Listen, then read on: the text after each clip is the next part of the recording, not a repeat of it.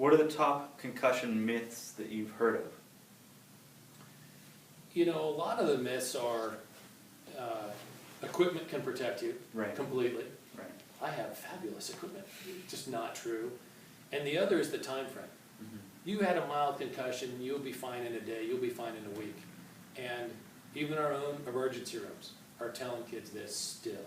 There's just a deficit in education where, you know, you're going, oh, your CT scan was normal, you'll be fine in a week. You know? Yeah. And the time frame is really, it's a fallacy. So when you have say keep to it find the in. right doctor, you really mean it. You need to find a doctor that's on top Oh, absolutely. of their game. You have to know, you see someone who treats athletes and athlete concussions. Even some of our neurologists, neurosurgeons, ER docs are not familiar with how we're treating concussions in the sport arena. Wow. The sports medicine docs that have been doing this and kind of pushing their research, and the athletic trainers who have been in charge of, you know, coming up with that SCAT form and other stuff, have really pushed the envelope and have this to a place where we've got a pretty good system figured out, Mm-hmm. but other groups don't know about it. Right. Right. Do you have anything else to tell Sonoma State Sport Club athletes?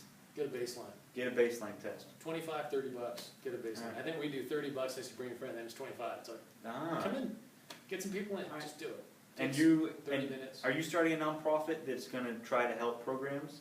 Yes, that same group we talked about online, the North Coast Concussion, Mm-hmm. that's our nonprofit group. It's actually North Coast Concussion Management. Okay. We took the management out to make the online, you know, less Yeah. numbers in there. Right.